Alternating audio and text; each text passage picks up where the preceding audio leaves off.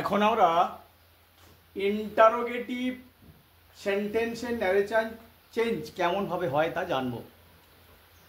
প্রথমে জেনে রাখা ভালো যে ইন্টারোগেটিভ সেন্টেন্স চেনার সবচেয়ে সোজা উপায় বাক্যের শেষে জিজ্ঞাসা চিহ্ন থাকবে। এরপরে মনে রাখতে হবে আমরা অ্যাসার্টিভ সেন্টেন্সের ন্যারেশন চেঞ্জ করার সময় রিপোর্টিং ভার্ব এবং রিপোর্টেড স্পিচের টেন্সের যেভাবে পরিবর্তন করেছিলাম সেই সমস্ত নিয়ম কিন্তু এখানে প্রযোজ্য হবে। আজকে মনে রাখতে হবে যদি ডাইরেক্ট স্পিচে সেড টু থাকে, সেড টুর পরিবর্তে আমরা কিন্তু আস্কড করব। এখানেও করেছি, এখানেও করেছি, নিয়মটা তাই দেওয়া আছে, সেড টু সমান আস্কড করতে হবে। তারপরে বলা আছে যে যদি ইনভার্টেড কমার প্রথমে WH ওয়ার্ড দেয়া থাকে, WH ওয়ার্ড দেয়া থাকে তাহলে WH ওয়ার্ড বসবে। এখানে WH ওয়ার্ড এখানে আছে। WH ওয়ার্ড কি কি? Why, who, when, how, what, where, এগুলো সব WH ওয়ার্ড। এই WH ওয়ার্ডগুলো যদি থাকে তাহলে তখন বসাতে হবে।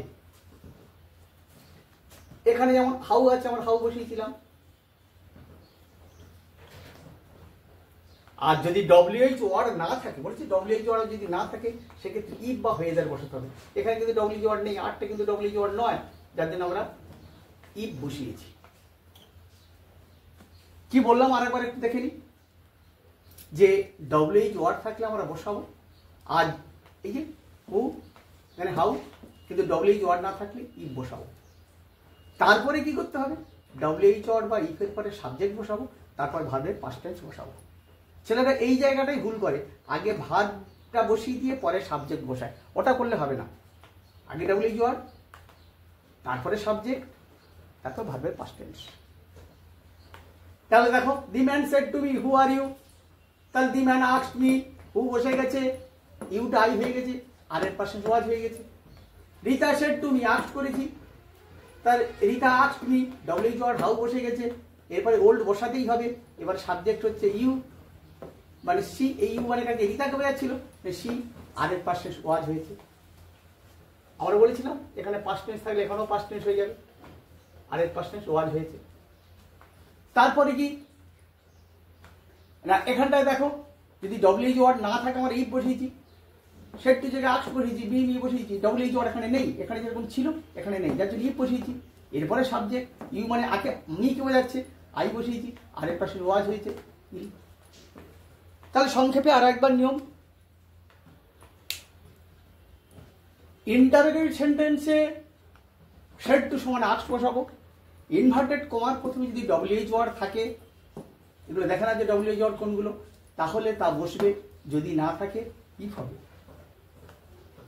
ইফ বা ওয়েদার হবে, তারপরে সাবজেক্ট বসাবো, তারপরে ভার্বের পাস্ট টেন্স বসাবো। ইন্টারোগেটিভ সেন্টেন্সের আরো কয়েকটা উদাহরণ আমরা দেখে নিই। The man said to me, do you know me, said টুর পরিবর্তে আমরা আস্কড করব। এখানে WH ওয়ার্ড নেই, তাহলে আমরা একটা ইফ নিয়ে আসবো। এবারে সাবজেক্ট ইউ মানে মি কে বোঝাচ্ছে, নো ভার্বের পাস্ট টেন্স নিউ হয়ে গেছে, কারণ এখানে পাস্ট টেন্স ছিল, এখানে প্রেজেন্ট টেন্স, তাই এটা পাস্ট টেন্স হয়ে গেছে।